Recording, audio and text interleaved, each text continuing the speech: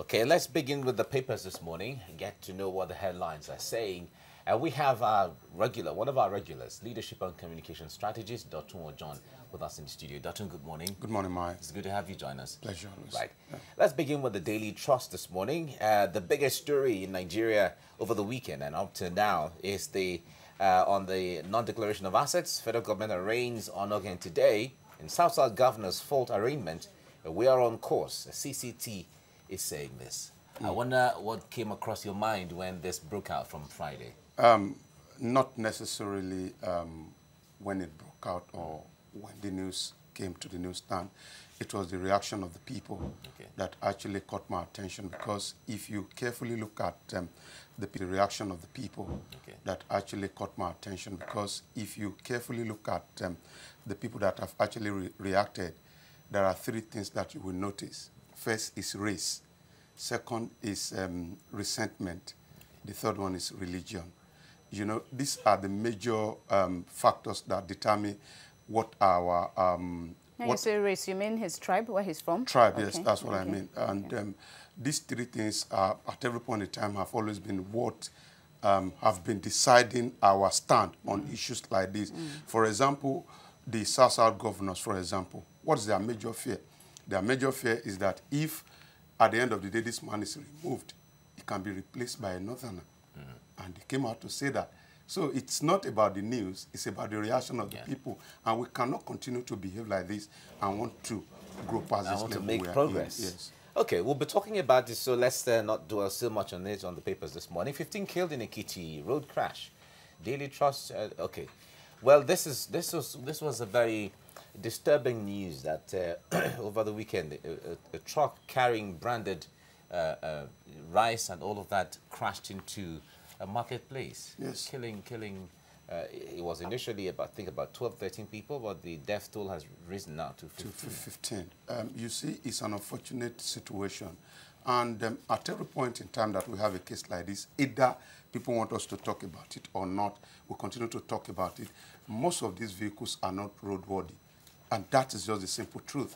And there's supposed to be speed limits installed in many of these vehicles. But I doubt whether they're actually in operation or whether the agency of government that is in charge of it is actually looking into it. What they do most often, have been victims here and there, is they'll be looking at places where they can get money.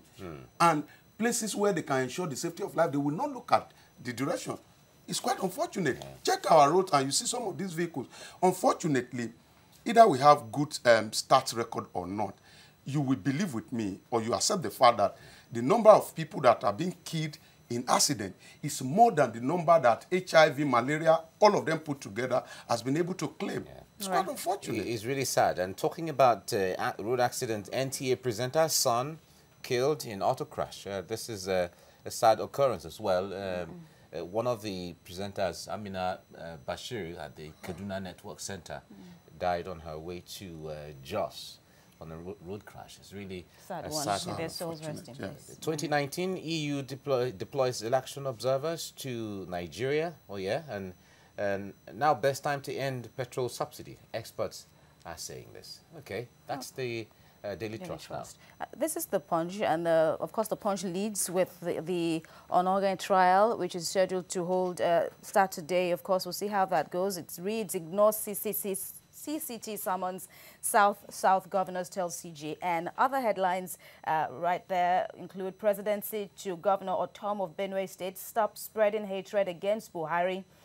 And Atiku, that's the PDP presidential candidate, is telling Nigerians, don't allow APC to steal your votes.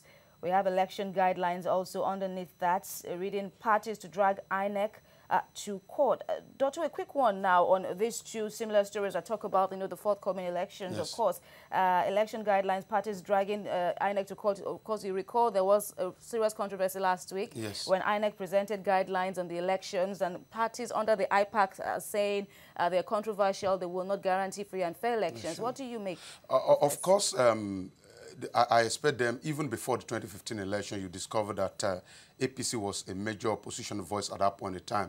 And APC actually expressed some doubt as to the ability of the then leader of INEC to conduct a free and fair election. And that's exactly the same song we are listening to now. But beyond INEC, I think the major challenge we will even have in 2019 election is with the security agencies. And because we have this rascality of always want to display our power whenever we are in government. And how do we display it? We use security agencies. So it's not the inability. I know that INEC has the capacity to do what is right. But our fear and our prayer should be that these security agents should not be used to rig election in any way. So security remaining a paramount concern. It is a major concern. The picture story on the Punch is still on the death toll. We're talking about the ghastly accident, the Ekiti truck crash. Of course, Mike, we've seen that the death toll there rises to 15.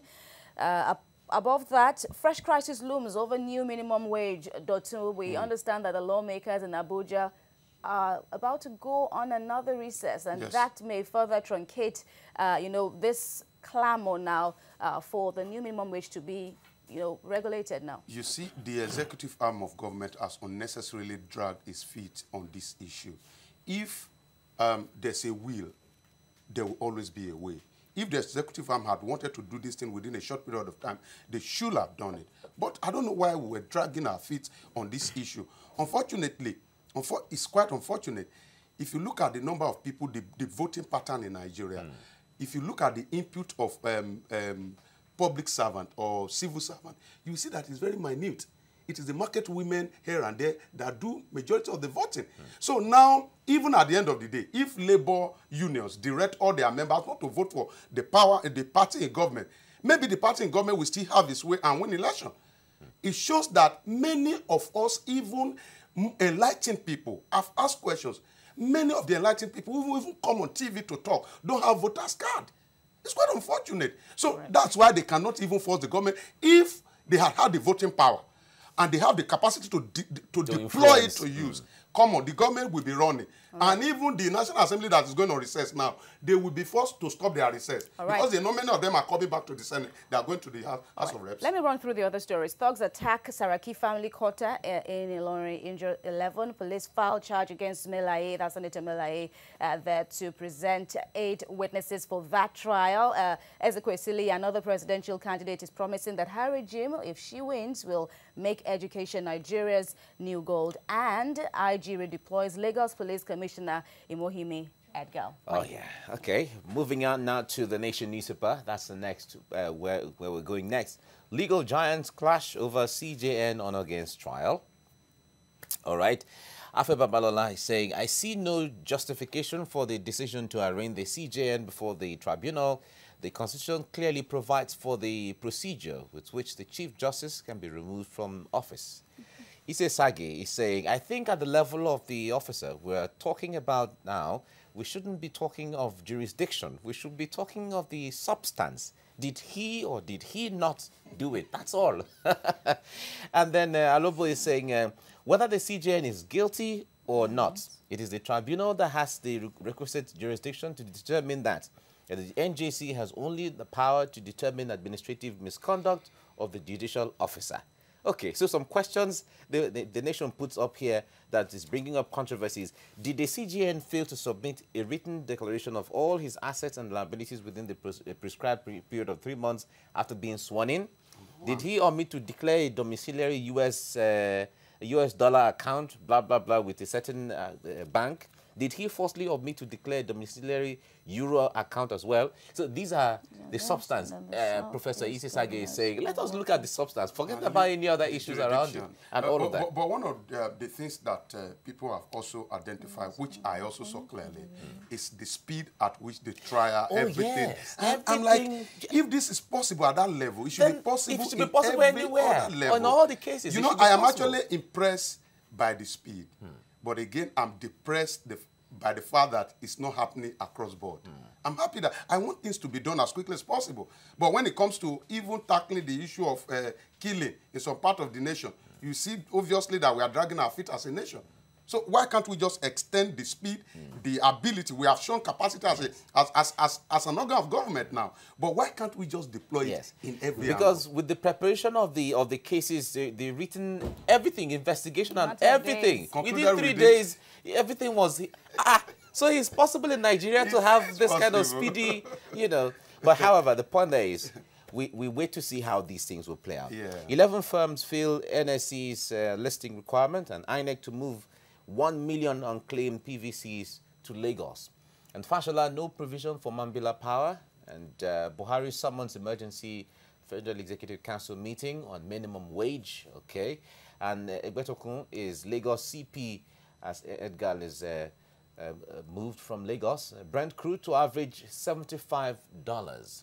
$75. What's our benchmark for the year? $60. $60. For this budgeting year. I think it's a lot of hope. But again, we should be very careful because there are still volatilities here and there that can actually still affect the crude price. So I think it's going to be better for us as a nation to have excess crude account filled with money than to be going from one nation to the other to borrow money to fund our budget. We had it at a time. It became a controversy as to whether to save that money or you can't share it with all the sometimes state you wonder how some of the PDP people in government then were reasoning. Because they are reasoning there, including many of them that are in APC now and governor, is just to share. Let's bring the money to the table and just... All right, gentlemen, let me put you both on hold. Let's go to Daily Sun now. Still the CJN trial leading. Saraki Dogara, Falano, PDP, NBA lawyers, as well as Niger Delta militants and others all condemn actions. All right, of course, that is still going to be a big story during the course of the show. But then Armed Forces Remembrance Day also makes it to the headlines on the Daily Sun. Governors task Nigerians on peace support to families of fallen heroes. A quick word, Dotun, on the forthcoming Armed Forces Remembrance Day. Already activities, have commenced to honor our fallen heroes. Yes, we cannot continue. You are part of the system when it comes to... We cannot continue to wish people who died in pain. We cannot continue to wish them to rest in peace. So this is a time for us as a people to actually stop unnecessary celebration. And I use the word unnecessary because if we ignore the plight of people that are fighting to defend the nation and we continue to celebrate them at death, then does that totally make sense? So I think it's about time for us to actually sit and ask the fundamental question. Do we want to give these people a reason to die for the nation?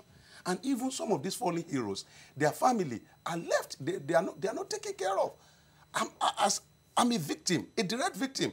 I have some of my people that are, there's hardly one crisis in Nigeria or war in Nigeria that will not affect me indirectly or directly, that I will not lose one person that is a relative or a friend. So it's quite unfortunate. So I think the attention now should be to focus on the welfare of these people so that we should... While they're still alive. While they're still alive. Yeah, we have to move celebration. on. Yeah.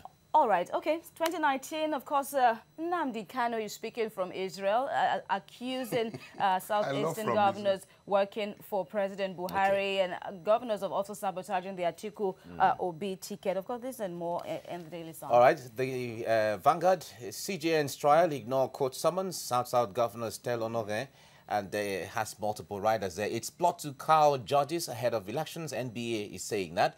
Due process shouldn't be short-circuited in move to try. CJN Saraki is saying that. Tread with caution, Dogara tells federal government, and federal government heating the polity. Ohaneze is saying that. And CSOs ask federal government to withdraw charges against CJN. Afebo Balola, Owoni Koko, and others react. And Niger Delta agitators threaten oil production. All right, we see on the front pages there, the South Governors Forum, they met to condemn the issue.